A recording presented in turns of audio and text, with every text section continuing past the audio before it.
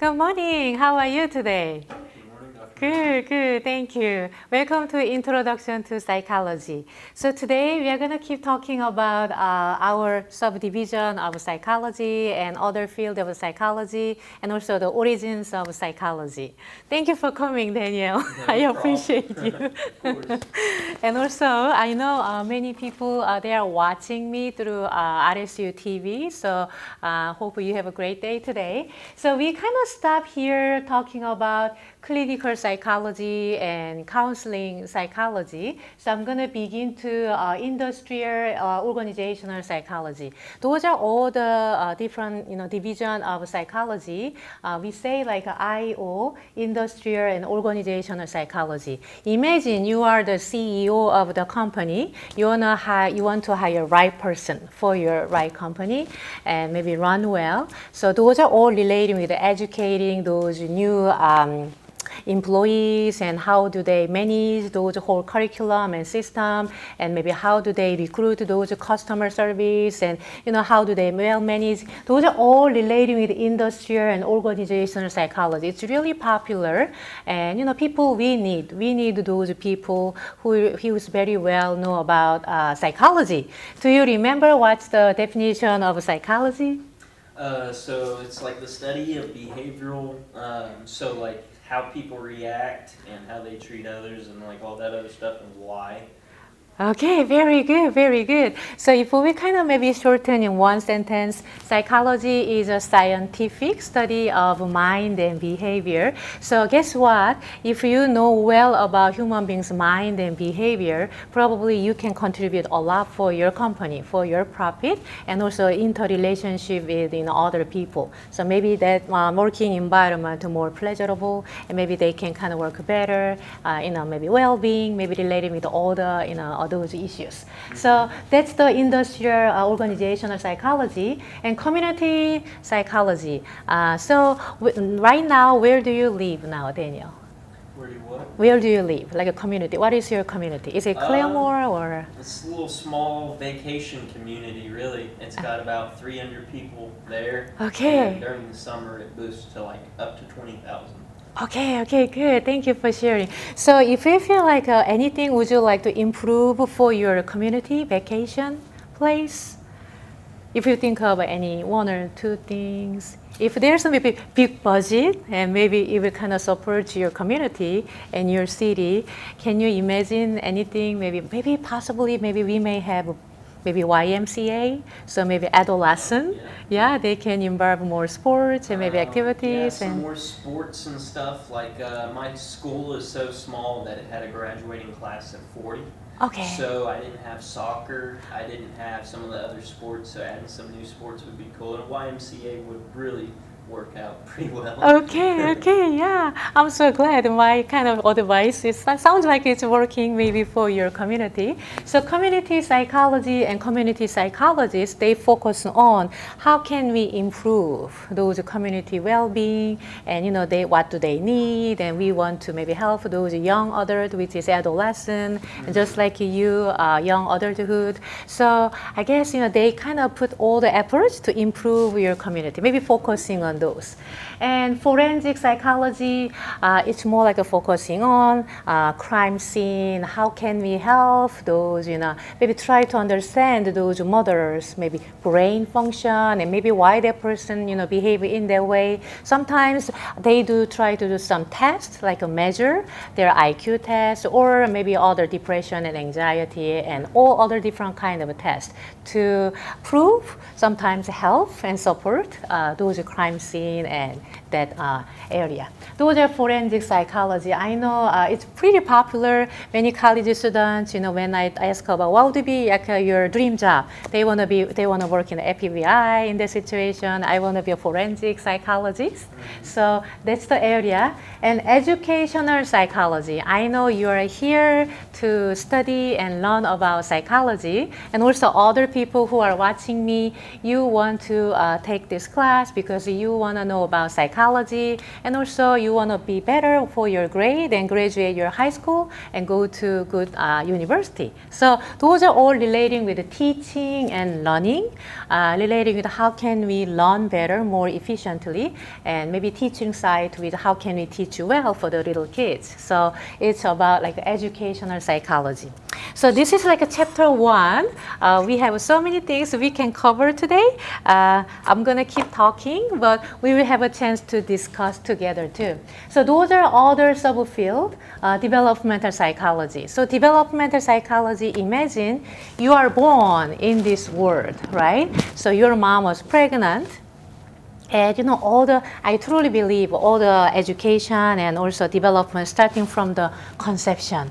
Because, you know, while the pregnancy, how a woman kind of, what kind of food do they consume and what kind of activities, and it's all matter and directly relating for your fetus development. So development is starting from the conception and you become a toddler and early childhood, going through elementary school, junior high and high school, and college, and also maybe middle school, maybe a middle adult age, which is your mom and dad, around age 40 and 45 through 60 and 65. And late adulthood is like your grandma and grandpa, 65 and 72, maybe 100. Yeah, so those are all spectrum of the developmental psychologists. They want to know and how can we understand better human beings' development. And personality psychology focusing on traits. What kind of traits makes people behave in their way? We will talk a lot about those personality and traits in later chapter 12. So you will really like it. We are gonna do some tests. Test means try to assess our personality. So it will be fun chapter relating with the personality, why people behave in their way, what kind of personality kind of related with those. And physiological psychology, those are more like a biological psychology, neuroscience. So everything like a neuro and biology in psychology field, it's relating with your brain development. Yeah. So chapter 2 is a brain development, how our brain related to our behavior, our emotion, and our thought. So it will be really interesting chapter. Physiological psychology focusing on those some part of the brain function and our behavior and emotion and our thought. And social psychology, we do live in this world not alone with other people. I'm so thankful Daniel is here so we can interact with each other. So I really appreciate you. So that's why we really need to know about why we maybe begin to fall in love with somebody else, why we hate that person. Is there any particular reason? Why that person is so aggressive, right? We want to know, we want to live together well, but you know, sometimes it can be really challenging. So we will talk about those issues in that social psychology. And health psychology is a pretty new concept. It's more like a prevention. People talk about abnormal psychology. Maybe we need to cure a person who suffers some psychological disorder, depression and anxiety, maybe other bipolar and other psychological disorder. We need to help them diagnose and try to help and cure. But I guess health psychology is focusing on more prevention. Like we really need to thinking about our mind and body. It's all connected. So we need to reduce some stressful situation and try to eat healthy and exercise regularly and sleep well. Those are all relating with health psychology. So I want to ask you, is there anything you do regularly, maybe sleep, maybe at least 7 hours per day and try to eat healthy, good meal and exercise regularly? Anything if you do, yeah? Could you maybe? Yes. Uh-huh. I mean, I work out on a regular basis just because whenever I went to the military, they kind of trained me to do that daily. Okay. But also, I had a question, if you don't mind me asking. For Yeah. example, say like how the brain reacts to stress. Would that be under health or would that be under physiological? That's a really good question because honestly we kind of divide by. I mean, there are so many. I already introduced like maybe seven like before, and this slide is have like a developmental, personality, physiological, and social and health. Actually, it's all connected. But try to kind of specialize more if you maybe major in, maybe focusing on developmental psychology, thinking about that. Developmental psychology focuses on conception through death. It does include brain development. It does include health psychology, like stress, how do we manage stress, how we should eat well and sleep well. It's all connected. So it's just like a partial perspective. So in your kind of question, we'll cover, of course, it's a part of the developmental psychology. It's also part of personality because somebody who is really anxious personality, maybe very straightforward, like maybe type A personality, you should do it right now. And those person get more stressed out, maybe the brain function wise. Yeah, we need to see all together, like a brain development and their personality, and also their health psychology as well. What that person do regularly or not, and what kind of eat, and maybe those a type A personality person, they may accomplish a lot because they are kind of pushing themselves too hard, right, to reach their own goal. But thinking about other side, probably they don't have much time to maybe exercise, or they do have an exercise time because they're very scheduled, right? Yeah. So it's really hard to say, oh, that one is only focusing on health psychology. We just want to kind of tipping all the possible focuses, but it's all connected area of psychology. So you really give me a good question. So thank you so much. Yes. And comparative psychology is more talking about not only human beings, how about the other species, like birds? And maybe some chimpanzee, and maybe some monkey, or maybe other giraffe. How maybe we do not know how they think about foods, but we can kind of observe their behavior. And maybe even like a chimpanzee, they are good communicator. They are not necessarily know about the language, but when you teach a certain language, they can communicate, pointing some letters, even mimicking some sound. Because chimpanzee is more close to like a human beings, yeah. I mean, comparing to amoeba or maybe mice and other animals. So we will talk a little bit about those, but basically those are all psychology. I really want to focusing on the definition because psychology is a scientific study of human mind and behavior. Sometimes we do not want to put the human because we do study about other animals, other like maybe elephant and chimpanzee and birds. So mind and behavior. Okay. So underline, it will be on your exam, origins of field psychology. So first one is philosophy and second one is physiology. So philosophers, think about philosophers. They do interesting about, they focusing on how can we better as a human being, their thoughts and their wisdom and share with other people. But they do not necessarily test or measure. So remember, psychology is a scientific study of mind and behavior, but philosophers, they do not think that that's really, really necessary part. But psychologists, we really emphasize you need to measure, you need to test, and then you can say, yeah. So, but we do have the origin of psychology, I mean the philosophy, because they really focusing on, they want to know more about humans' behavior and, questioning lots of, who are you and, all the family relating with the questions of how can we be a better person, better human being. It's the similar, and then, origin is right there. But philosophers does not do much measurement and assessment, but we want to do research and try to prove it. After research, we want to say, yeah. So those are philosophy originated. And also physiology, those are more like a biology. Back then, thinking about that, they do not have a smartphone. They do not have an internet, but they are really curious about inside of your brain. They are curious because they feel like there's some connection, brain development and our body, and it should be connected somehow. But they are really wondering about how does it connect each other. So they try to do, the beginning of a biology field, they try to measure some reaction time. When you hear some like a sound, how fastly you can react for that sound. Those reaction time and how does brain possibly connect with a certain behavior. They really want to know about those mysterious of the brain, but they could not know because they don't have much device to see inside of the brain. But still, we want to say physiology in the sense more like a biology.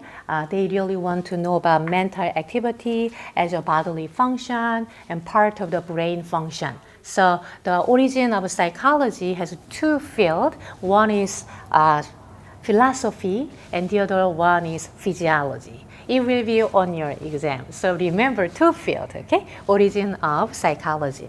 So psychology, we will talk a little bit more here. Daniel, if you're looking at this PowerPoint, you see three women right here. Do you see any commonality among them?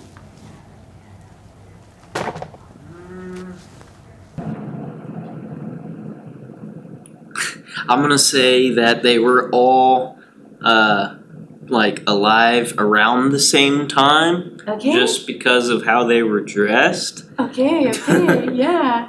Yeah, their dress code is like, back then, like 1900, 1800. So those women are really very well-known, famous female psychologists.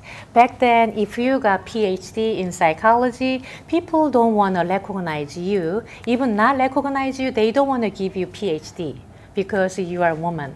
So the kind of era of not appreciate much of what you have work done in psychology field. So I want to mention those three women as eminent female psychologist. And remember the Margaret Washburn. She was the person who got the PhD for the first time officially. Yeah, she was the person. The two other women, they did finish their coursework and PhD, but didn't receive a PhD right away, maybe for later, and didn't even recognize that much. But Margaret Washburn, she was the person who got PhD for the first time in psychology field. So we just want to respect women scholars here. So that's the one of the mention I want to do. And old psychology and new psychology, there are more psychology. We've been talking about all the subdivisions of psychology, but I want to talk a little bit about some history of psychology. Yeah, so here, old school means more like back then, 1800, beginning of psychology field. So structuralism, functionalism, psychoanalysis, behaviorism, and humanism. So we will talk about those. So Daniel, have you ever heard any of those, like a behaviorism, humanism, anything? I would say structuralism and behaviorism. Okay. I don't know what humanism is. Obviously it has human in it, but I'm not sure. Okay, very good. So today we will talk a little bit about each of those fields, not detailed, but we want to kind of at least know those fields of psychology. So first one is structuralism. So you said you heard of it. Maybe do you know? Maybe would you like to mention Maybe anything? Like your community, stuff like that. Your structure around you, maybe even how your parents raised you. Just something that structures. Okay. I'm not sure. Okay, very good, very good. I believe structuralism may be used in a different context and different field as well. So in psychology, structuralism, those are like a beginning stage of psychology. So here, Wilhelm Wundt. Have you ever taken any German class and maybe know German somehow? No, I've been to Germany. I was deployed for 10 months over there. But Oh, okay, yeah. Do you can you share anything about like Germany? I mean, Did you eat lots Food of beer and sausage or yeah? What is it? Did you eat beer? Did you drink beer and I did sausage? drink a And little bit of beer, but mainly whenever I went over there, it was all shut down to where COVID didn't allow you to go out and about you very could much. not go much. Yeah, I nobody was see. able to come into the country or leave, so we were stuck there for 10 months, and we were living in tents. Okay, okay, it must be hard, yeah. It was pretty hard to go out and learn about Sure, culture their and stuff. culture and all things. So pretty much you stay together Mhm. and communicate among your, Yeah. your colleagues. Okay, good. Thank you for sharing. So structuralism, Wilhelm Wundt. So W sound in German, more like a V sound. So Wilhelm Wundt, not Wilhelm Wundt, yeah. So Wilhelm Wundt, we call him as a father of psychology. So underline, father of psychology, it will be on your exam. So he was the person, he was a medical doctor. And actually, he was more interesting about physiology and biology stuff at the beginning. But somehow, he tried to find a connection and more interesting toward later about human beings' mind and behavior. So, even though he has a medical degree, he tried to connect to more psychology field and maybe having those concepts and putting the laboratory for the first time in Leipzig, 1879. So that was like a beginning of a study of psychology. So at the beginning, he's really focusing on what mental processes are. So when I say yellow, what comes into your mind? Anything. The color? Yeah, color, yellow. School bus. School bus, yes. The sun. Sun, yeah. Lemon. Lemon, yes. Yeah. So structuralism is what mental processes are in the start of psychology, is what you're saying? Yeah, kind of beginning stage of. So we want to say Wilhelm Wundt as our father of psychology, because who kind of begin to interest about mind and behavior, kind of connect, and talking about how when I say like yellow or maybe white, I'm thinking about snow. Maybe when I say white, what comes into your mind? So try to ask people, try to understand their thought and mind in that way. Because before, we do not much thinking about how our mind is working, but try to kind of more interesting and putting about effort about how can we like a structure down, like a small element of our mind. So when I say white, maybe for example white, maybe I'm thinking about white snow. Can you help me? White snow, white bear. Paper, yeah. Paper, yeah, paper, yeah, paper.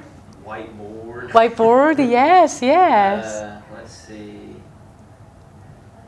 I can't think of anything. Marshmallows. Marshmallows, very good. Yes, awesome. Yeah, those are all good. Maybe we can thinking about when we say like white, and the person kind of putting the food item, maybe some color and some materials. Maybe a person may be thinking, oh, the snow. Maybe thinking about snow makes me. I broke up with my girlfriend on the snowy day. So it's the emotions too as well inside of those words itself. So they try to understand what are all the mental processes are, kind of element of your mind, element of your thought. So focusing on more like a, kind of making down and try to making like a small pieces of what are those make you your think and your thought. So those are the beginning stages. So they are using introspection, the subjective observation of one's own experience. So guess what? It was not easy. It was really challenging people. Because can you think about anything like a white? Anything about yellow? I mean, we can say sun, banana, school bus, and kind of random our thought, but it's really hard to describe our own thought logically and kind of breaking down. Those are emotion, those are thought, and those are processes, and those are experience. It was challenging for everybody. So, but there was a beginning part of we try to understand human beings' mind and behavior, which is like the origin of psychology. So we want to say he was the father of psychology, Wilhelm Wundt. Wilhelm Wundt. So here, more extra information. So structuralism, that was the beginning stage of psychology, we want to say, and Wilhelm Wundt was the father of psychology, and he developed those subjective technique, introspection, and try to understand and imagine and like examine those elements of human being's mind. So that was the beginning of the stage. And the second one is functionalism. So functionalism is a little different. I mean, we do have so many thought and emotion and different kind of perspective. We want to know what mental processes are for. How does function? How does work together? How does adapt each other? So not only kind of try to make all the elements of the thought, we want to combine together. What does that mean? Yeah, so maybe oppositely, the school bus, lemon, banana, and sun, maybe you will all included maybe certain concept. It can be yellow, maybe yellow bright day, maybe person because maybe one bright day, your sun has a bright, and I won't hop on the school bus, and I went there, and my friends are all smiling. So we try to understand the whole thing together. So more like what mental process are for. William James, he also went to the medical school.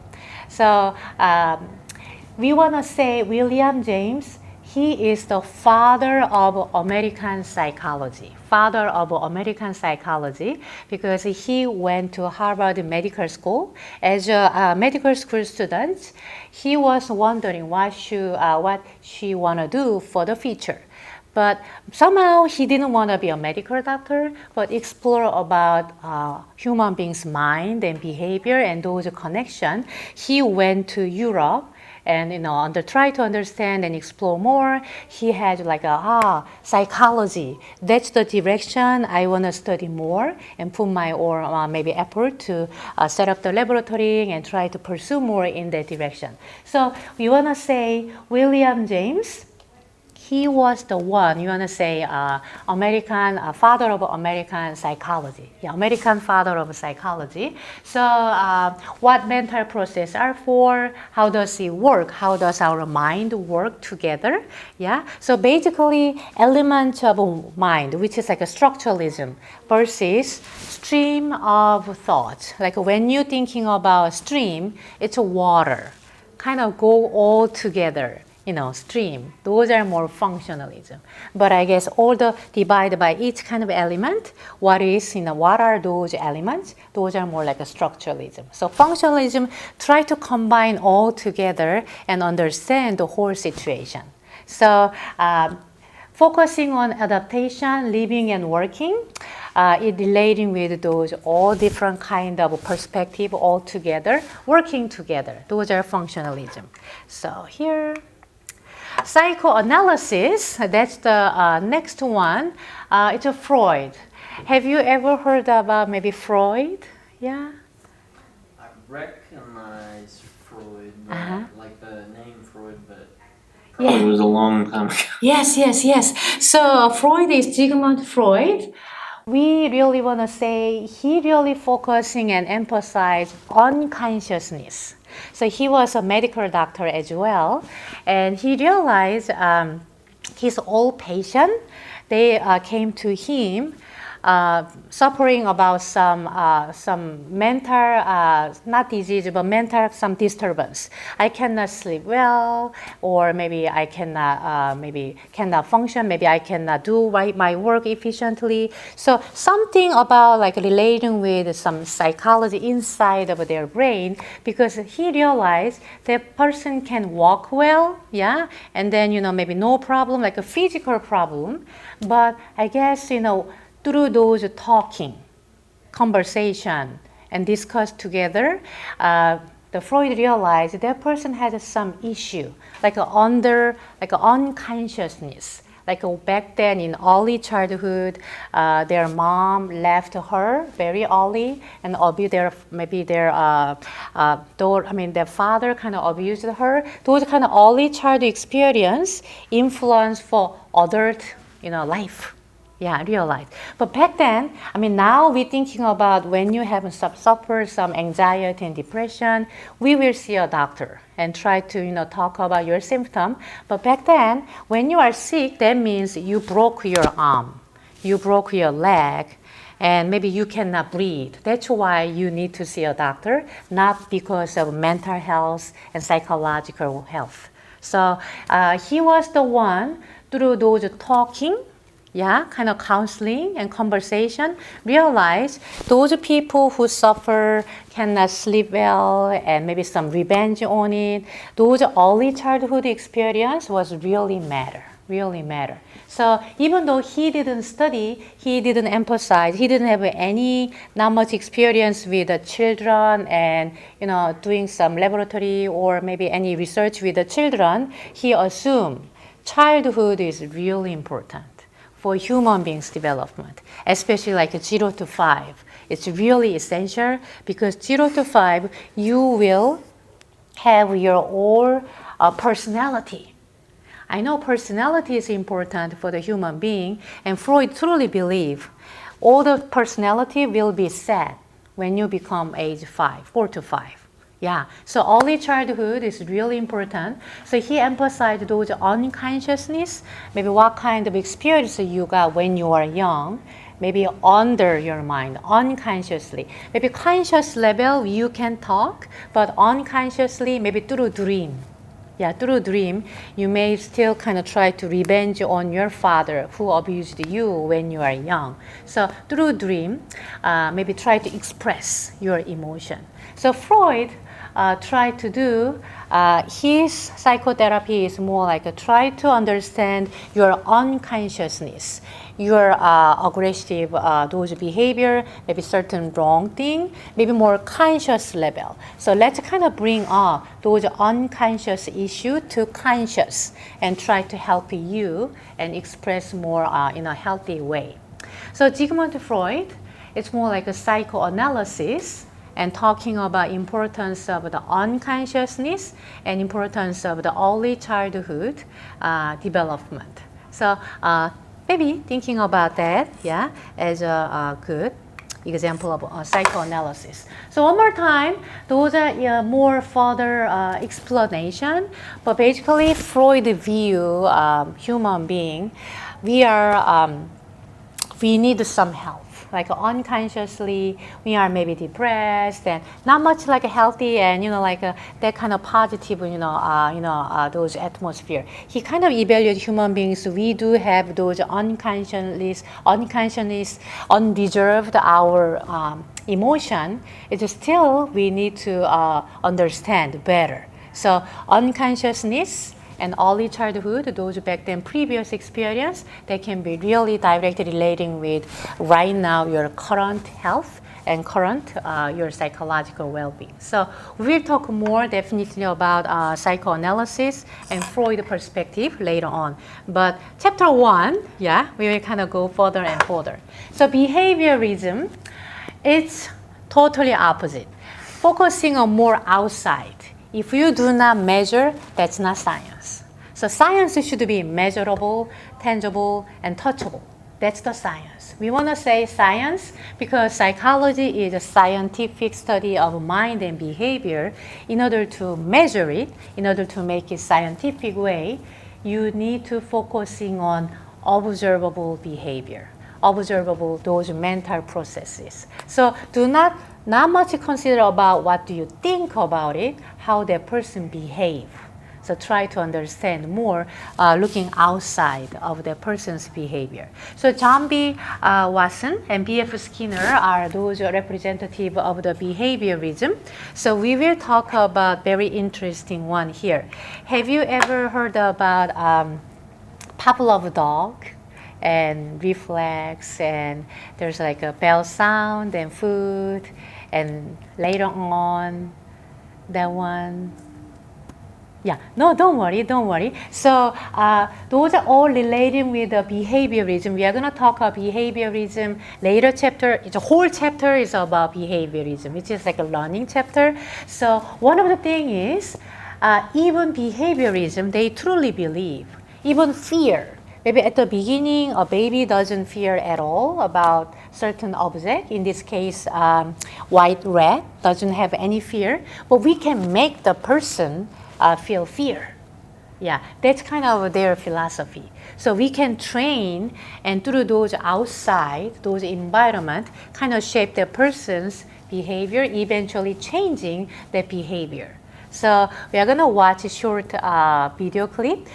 It will talk about little Albert. The baby's name is little Albert.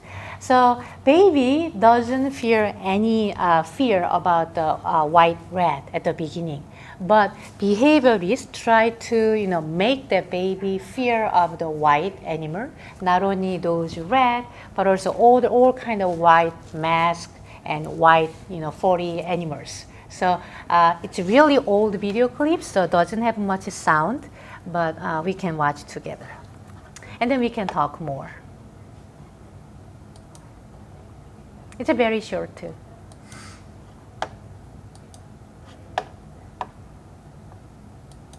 This is the footage of a controversial 1920s experiment on a baby known as Little Albert, conducted by psychologist John B. Watson. The purpose of the experiment was to show that a normal 9-month-old infant could be conditioned to have a phobia of something he wasn't scared of before. Firstly, Watson presented Little Albert with objects that the baby wasn't afraid of, objects that Albert initially liked. A monkey, a dog,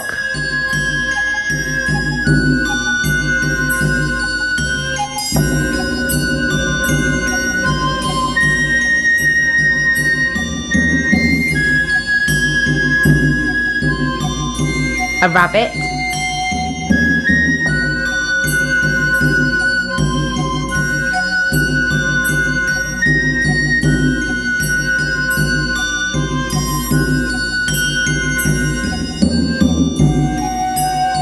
and finally a white rat.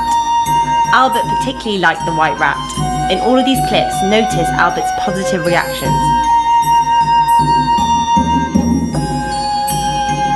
Now in these clips is where the conditioning starts. Each time Albert tried to touch the white rat, a loud iron rod was struck that would upset him. Notice how Albert starts to cry when he tries to touch the rat. Albert was then shown a rabbit, but this time he immediately begins to cry and attempts to crawl away from it. He then has a negative reaction when a dog is brought in.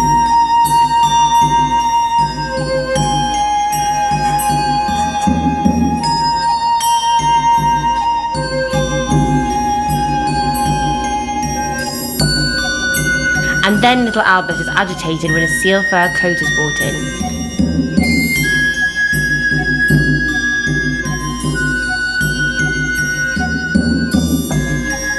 And then Watson wears a furry Santa Claus mask, which invokes an extremely negative response. Okay.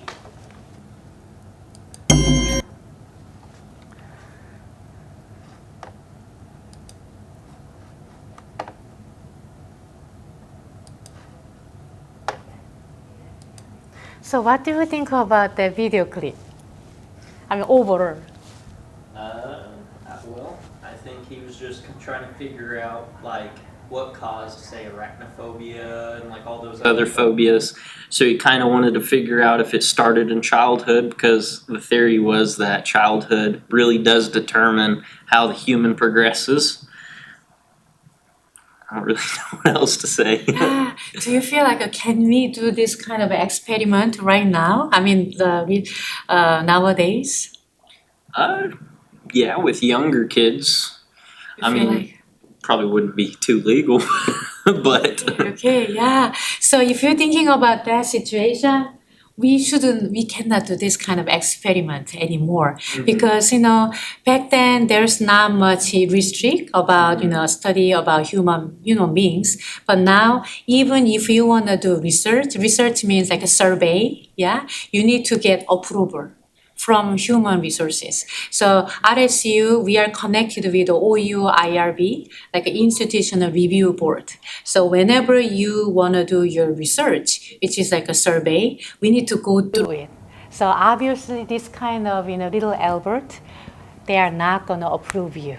Yeah, I mean, imagine it's a only 9 months old baby, and originally doesn't have any fear about any white rat and any animals in white mask and at all. But it's one person's life. Yeah, at the beginning of your life, somebody kind of make you having some phobia of those white animal. How can you help that person later? How would overcome then all things, right? I mean, there's like a counter conditioning method. We can kind of try to give some soothing material and try to make it, because you got like a fear. You have a fear of those, white rat, but try to make you not fear. It can be really challenging because you had those experience you just mentioned at the early childhood and beginning of your life, only 9 months old baby, right? Yeah. So we shouldn't do this kind of experiment anymore. And also the institutional review board, they are not going to approve you if you want to do this kind of research. So back then, thinking about that, psychology, the scientific study of mind and behavior, people try to do all different kind of study, like an experiment. But there should be some limit, respecting human beings and their right. Yeah. So we need to rethink about all the research and those survey and those experiment. So we will talk a little bit about during the class too. So we will talk more about behaviorism later chapter. The whole chapter is talking about those behaviorism, like the stimulus and response, and how can we make those people maybe become afraid of dog, become afraid of some rabbit, and those are all the behaviorism. So we will talk more about it. So here, could you read? This is like a John B. Watson's famous quote from like a behavioristic perspective. So if you can read for me, that would be great.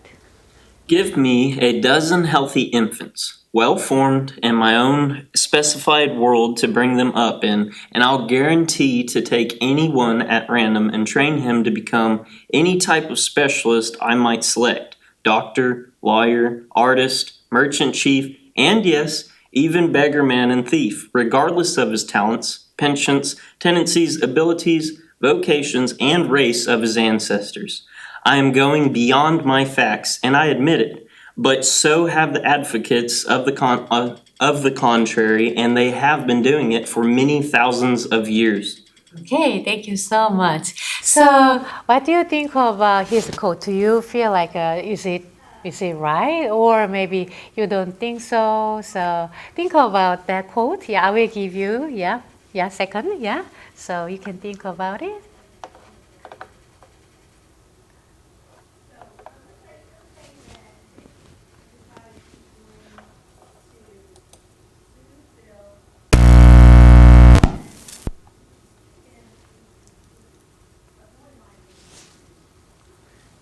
Okay.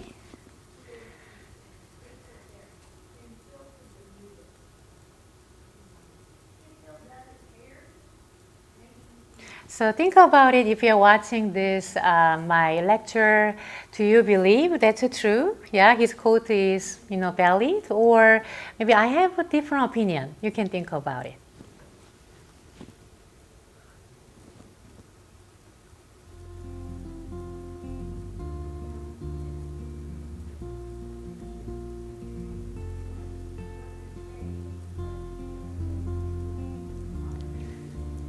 Okay, kind of ready to share? Yeah. I think to a point he could be right. It also depends on, how the human brain is in that human being. Everybody has a different capacity to learn, and other people learn in different ways, whether it's hands-on or, just listening or whatever. I do believe you could train most people, but it depends. Okay. So you feel like maybe half right and half maybe it's not, maybe fit. Yeah, you feel like I do too. Because thinking about when you are young, maybe you have a certain dream. You want to be a maybe firefighter, yeah.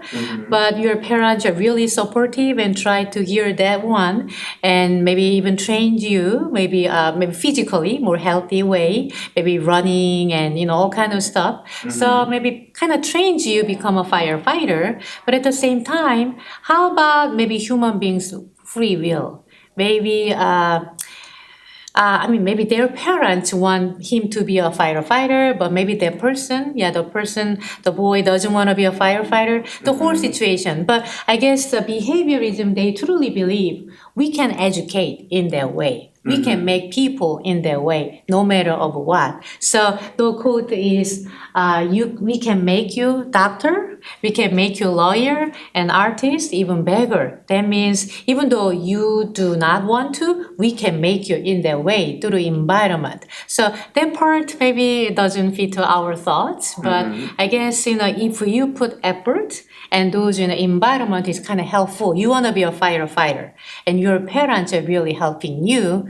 And we are sure that person can be a firefighter, right? Yeah. So in that sense, we kind of half right and half wrong. So if you really like this quote and maybe talk about your opinion, you can make this one as a reflection paper topic. But think about that. You need to write only one reflection paper, and then you can write one more for the extra, so you don't need to choose this. But if you want to, you can choose this one and discuss about why you think this is true, and maybe if it's right, maybe why this doesn't make sense. You can talk about as a reflection paper. So by the way, so what was your dream job when you were young? Just like thinking about all the jobs here, so I'm just curious. I didn't really have too much of a dream job. I mean, there were some jobs that, like, whenever I was a little kid, I wanted to be a fireman. Like, I think a lot of little kids wanted to do that, though. But once I got older, and matured a little bit, at some points I wanted to become a pilot and stuff like that. I see. Yeah. Thank you for sharing. We may have more chance to talk about our dream and our purpose. So, thank you. It's good to know. Thank you. So the next one, let's go. Humanism. You feel like I want to know about like a humanism. Maybe I've never heard much about humanism, right? So humanism is really focusing on we are human. We are positive. We are very good. Good kind of aspect of a human being, which means we have a high motivation to live well in this world. We really want to put our all effort to reach our goal and fulfill our destiny. We individually, we have our goal and, really positive aspect. So more positive view of human experience, people have freedom to choose their own destinies. So, thinking about that, you feel like we are born as a human being, and each individual, we have our own motivation to do well, live in this world. And we have our dream job, or maybe certain kind of job, and try to help other people and kind of grow yourself too and reach our goal. So really focusing on positive aspect of human beings, development and learning, those are humanism. So Carl Rogers, there are several concepts we need to understand. Self-actualization, that's the concept. As a human being, we are highly motivated to do well, to reach our, a destiny, and helping other people, not only satisfy myself, that's kind of self-actualization. And conditions of worth, we really need to have those, worth feeling, like a self-esteem, which is, no matter what, I'm very precious being as a human being. If you have those concepts, you can kind of more go toward the self-actualization. So it talks about those concepts, more positive aspect and element of a human being's life and development. You feel like it's good kind of perspective? Try to understand? Yeah, I feel like humanism was kind of added to contradict John B. Watson. Yeah, more focusing on we can make you, like even versus you have a free will. and you can do whatever you want and put your all the effort and to fulfill your life. Yeah, very good. Thank you so much. So Abraham Maslow, he talks about hierarchy of needs. When we live in this world, maybe we need to fulfill like a bottom need and then next and next and next. We will talk more in detail, but based on his theory, the bottom needs is biological, kind of physical needs. So we need to feel like our hunger should be released. So which means, what is your favorite food? Goulash. Goulash? Goulash. Goulash?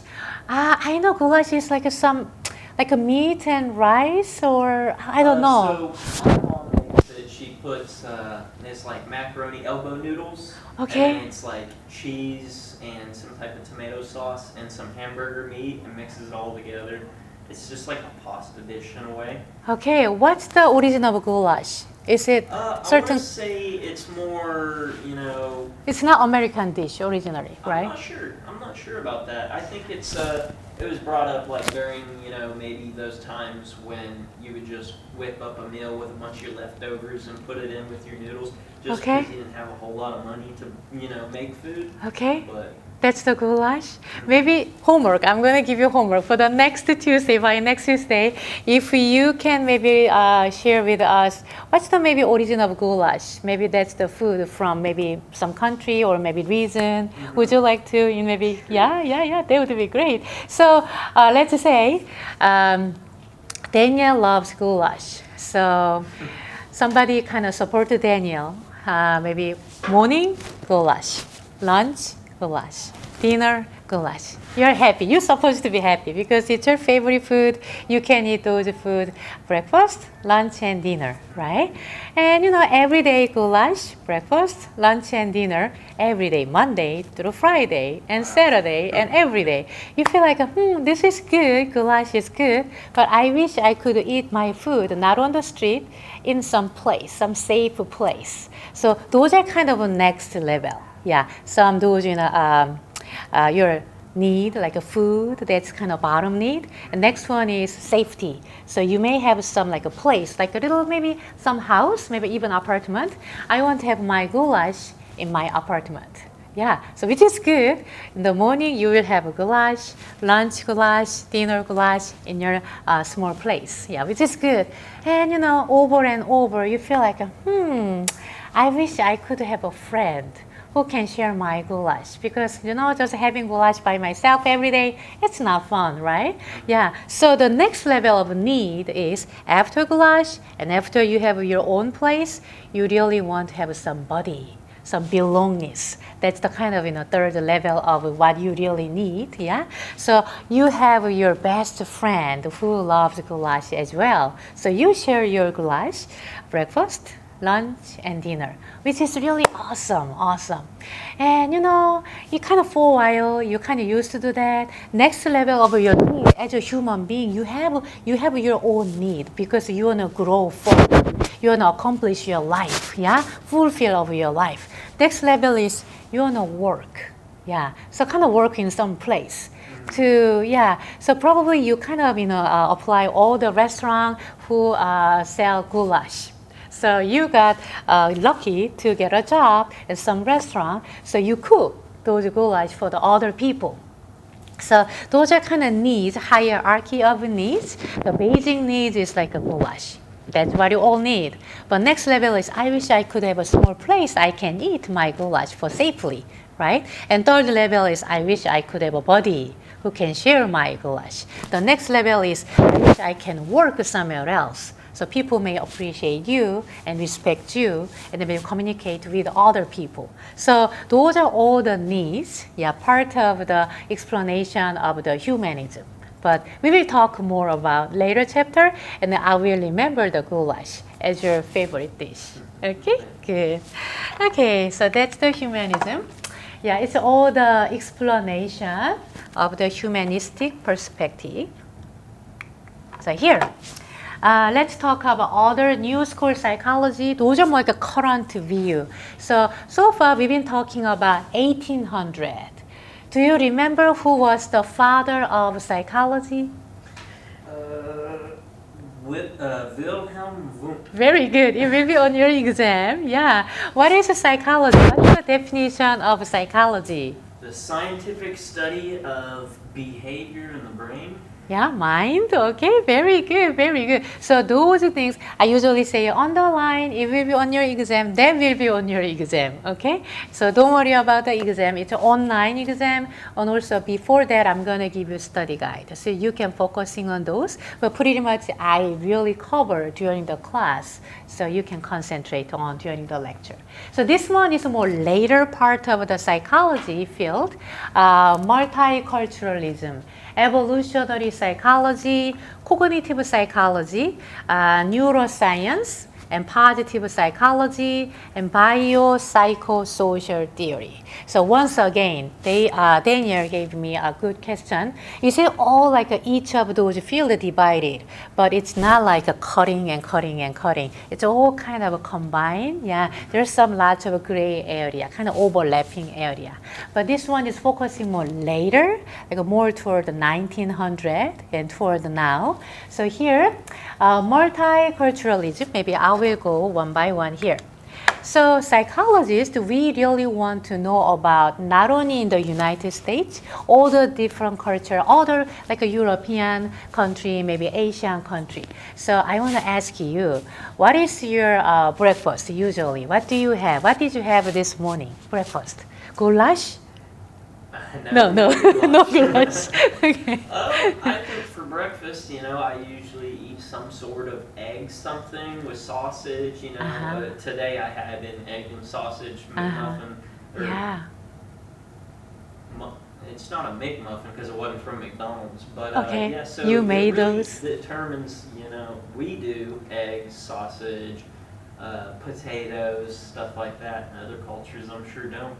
Okay, good. So that's really, thank you for sharing. So here, usually when I ask the students, what did you have this morning as a breakfast? They said, oh, nothing. I usually do not eat the breakfast. Yeah, some of them they do not eat. Maybe intermittent diet, or just don't, maybe forgot, or maybe don't have much time to cook. Yeah, so no breakfast, I realize. And second one is only coffee. Yeah, I do not have anything except black coffee. Yeah, so some of them have only black coffee, and some of them you just mentioned egg. Yeah, lots of egg and sausage. Yeah, maybe muffin. Yeah, some English muffin and putting inside. Yeah, and sometimes omelet. Yeah, some people kind of eat the omelet. Yeah, more like omelet style, and putting some potatoes and hash brown, and not French fry usually in the morning. More like a hash brown, right? And what else? Oh, some people they eat cereal. Yeah, cereal as with the milk. There's only some days I do if I don't want to cook. Oh yeah, you do cereal? What kind of cereal is your favorite? Honey Nut Cheerios, probably. Okay, yeah, I like that one too.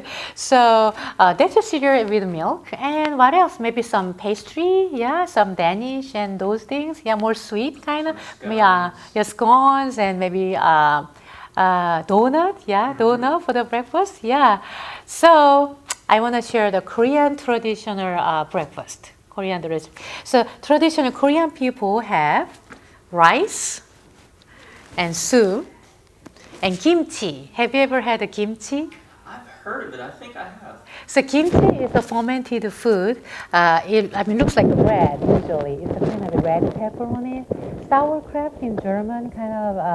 That's maybe we can kind of compare sauerkraut and kimchi as a more fermented food. But sauerkraut is more like a fermented with a cabbage, right? Mm-hmm. But this is like cabbage, more like a Napa cabbage.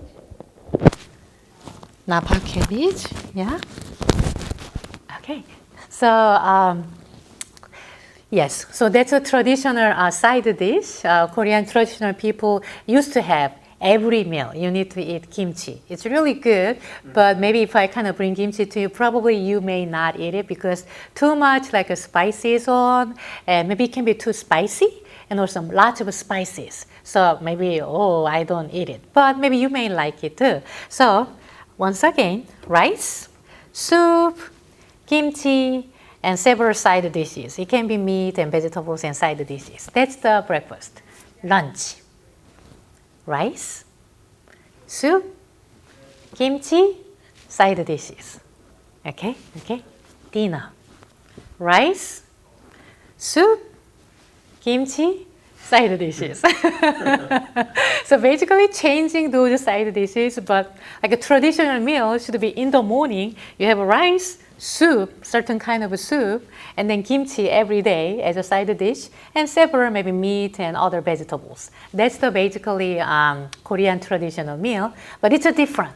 So if you really want to study about cross-cultural maybe breakfast, yeah, what do they eat as a breakfast? Maybe Korean people, Chinese people, even Malaysian people, maybe German people, French people, Italian, and maybe American. I mean, American can be tricky because there are so many. We have a diverse group of race, those in ethnicity, yeah, and diversity too. So.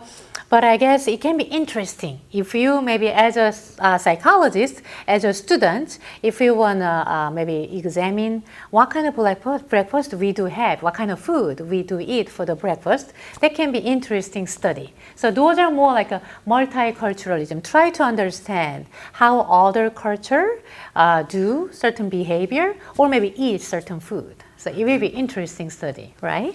Yeah. So focusing on more that kind of direction will be multiculturalism. So evolutionary psychology. Charles Darwin is the person like a theory of evolutionary psychology. Maybe example will be Daniel. Do you afraid of spider or not? Not really. I mean, I don't love them, but I'm not like terrified of them. Yeah, It just yeah. depends, like I don't want a brown recluse on me, but I'm fine with a little small spider that's not poisonous. Yeah. Me too. I mean, I do not like them, but Yeah. it's okay. I mean, for me at least it's okay. Like spiders are okay, but some people they really afraid, and even like if I say spiders, they feel like already got some goosebumps on their like skin. So that means maybe pretty much big portion of people they afraid of like a snake and spiders. So when we're thinking about evolutionary perspective, back then our ancient, they do not have any light. So basically in the sunshine you need to get up, and the sun goes down, you need to go to sleep. Yeah, and the nighttime sometimes those poisonous spiders can bite you. And next morning, your body is gone because of the spiders. So realize, if you're afraid of spiders, and be careful before you are sleeping when the sunshine was, on. Maybe try to make sure, maybe when you see the spiders, you need to maybe kill, or maybe putting maybe under those, and maybe you need to do certain, because some of the spiders get some poison, and you may die in the morning. It's nighttime, maybe kind of bite you, right? So we as a human being, we have those traits, afraid of spiders. You will have more survival chance. You will live more kind of having your children kind of getting down to the down. So those are certain traits, afraid of spiders, kind of transfer from past to the current, and passed down to down to down. So those are more like an evolutionary perspective when we understand and explain why most of people are afraid of spiders. Yeah, so makes sense kind of. I mean, we do not we do not love spiders, but it's okay to us. But some people, they really afraid and hate, spiders. So maybe those are traits kind of passing down to the next generation, because the evolutionary perspective really focusing on reproduction, reborn, and having the baby, and next generation, and survivor. So certain traits will help you survive, and maybe they can be passing down to the next generation and next generation. So one of the interesting thing is altruism. Do you know what does the definition of altruism, altruistic perspective, altruism? At one point I did, not anymore. Yeah, so altruism is basically, there are people, they want to help other people well, even they sacrifice their life. Yeah, we hear some story, maybe, one person, there's like a maybe train was coming, over there, and then there's a little kid maybe playing, maybe near the train, but the little kid doesn't know, maybe you need to maybe get back from the train, but the person tried to save that, child, and instead of, saving himself or herself, and then dying somehow accidentally, but save the child safely. Yeah, maybe near those train. So those people, they do not afraid.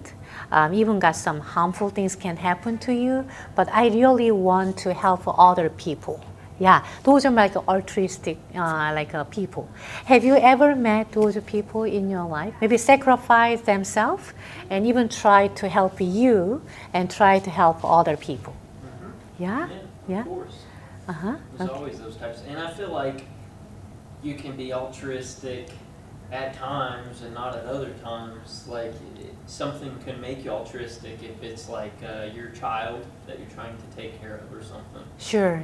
Very good point. I really like it. It can be contextual, right?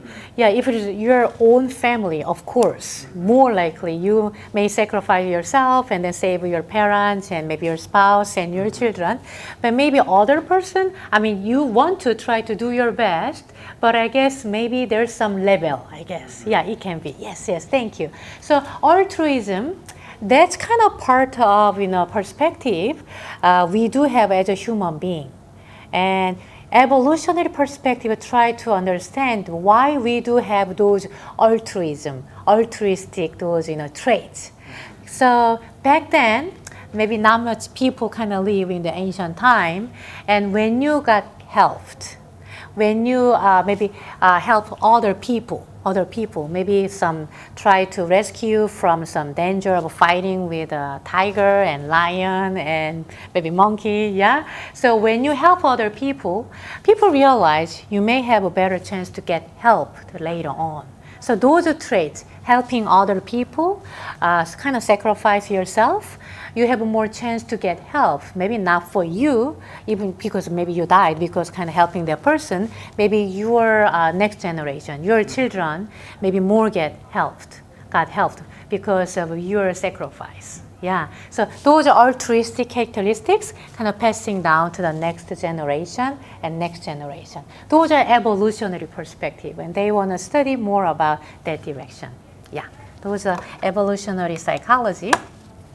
In cognitive psychology, most of we are interested about memory function. We do have a memory chapter, so you will really like it. We are going to do some games and try to remember certain facts. So memory and intelligence. Daniel, you feel like you are pretty much good intelligent person? Decently, yeah. Yes. The farther I'm out of high school, I feel like the more I forget of certain things. But yeah, I feel like I'm generally intelligent. Yes. So we're going to talk about what's your own definition of intelligence. Have you ever met the intelligence toddler, intelligence maybe high schooler? So we will talk about intelligence later chapter. And also perception, sensation and perception, which is chapter 3. We will do lots of some tests, fun test. And problem solving skill and learning chapter, and cognitive neuroscience, all relating with like a brain function. That's the relating with the cognitive psychology. So many things relating with the cognitive psychology. So we will talk about those cognitive psychology from now on. And neuroscience, something neuro, it's relating with your brain function. The good thing is technology advanced. And functional MRI, CT, X-ray. Have you ever heard those, Tom? Yeah. So if you broke your arm, maybe you go see a doctor, or maybe we need to take an X-ray. That's maybe first stage. Or somehow those kind of bone broken, those pieces we cannot see well, so we need to do CT. More kind of detailed, more clear, so you can see the CT. And if maybe some brain injury, maybe some car accident is there, they want to see the inside of the brain through the PET scan or functional MRI right now. So functional MRI is more like which area of your brain is activating, kind of activating through the color and activation. We can kind of recognize which area has some problem. So that means it's really advanced right now. So we will talk about brain and all kind of those neuroscience next chapter, which is chapter 2, which is going to be next chapter next week.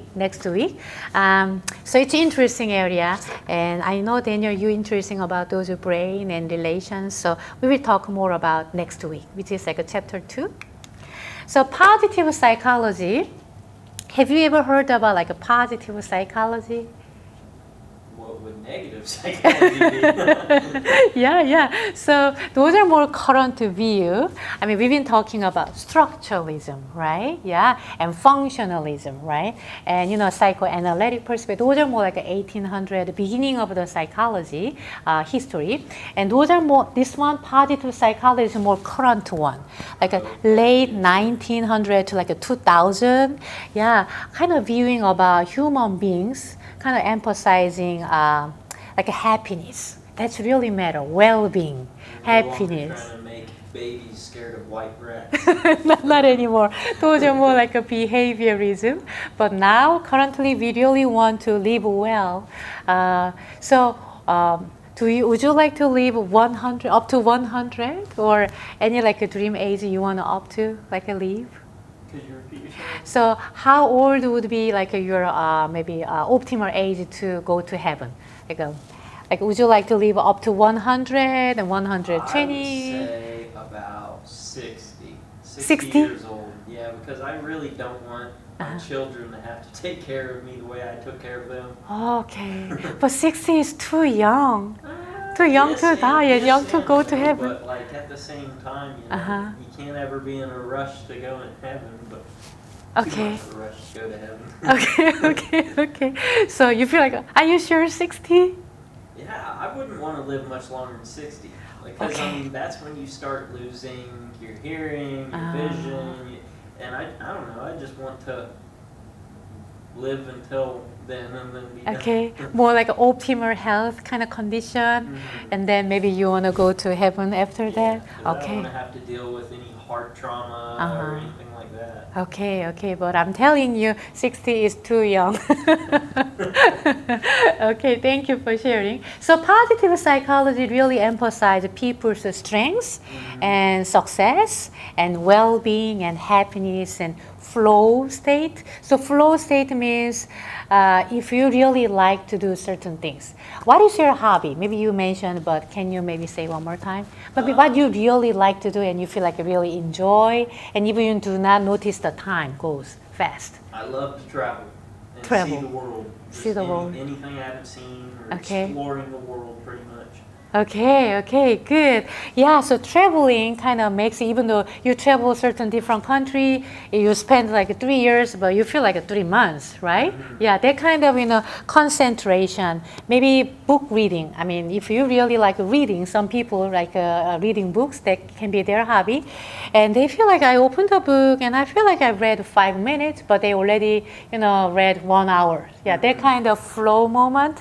So those are flow, happiness, optimism. Yeah, try to be more optimistic. It happens to everybody, but somehow how can we manage? Yeah, optimistic perspective and forgiveness and grit. So grit means passion and perseverance. In order to reach, to become a soldier, to become a surgeon, become some nurse, you need to have a passion. And also, no matter what, you need to keep going and going and going. Those are grit. So positive psychology try to know and understand better the human strengths. We can do it. We can kind of go through it. Yeah, those are more like a recent perspective. So goal is psychology is helping people. They are using that word a lot. Flourish, thrive and flourish and be happy. Yeah, but we will talk more about that concept later on. So you feel like it's pretty good perspective, positive psychology? Yeah. Okay. Yeah, and this one is our last concept of learning about psychology, biopsychosocial theory. So if you're looking at the name, underline, it will be on your exam, biology, bio, psycho, psychological, and social, social aspect. So theory, that means in order to understand human beings' learning and development, and also their mind and behavior, we need to see their biological perspective and social factors and also psychological factors as well. So if you suffer, maybe somebody suffer anxiety, how can we understand human beings' mind and behavior? We need to see those three aspects. Like a biological issue can be genetic issue, right? Their parents may suffer anxiety, so that person got the anxiety gene, kind of suffering in that way. So next Tuesday, we will talk about those biosocial, psychosocial theory, and then we will go to the next chapter, brain development. So think about it, about how people we can understand maybe mind and behavior. If the person suffer anxiety, how can we understand biological, psychological, and social aspect of their understanding of human beings. Okay? Yeah, it will be interesting. Yes. So, thank you for coming, Danielle. And we will talk more about this concept and then go to the next chapter. Thank you. Have a great day.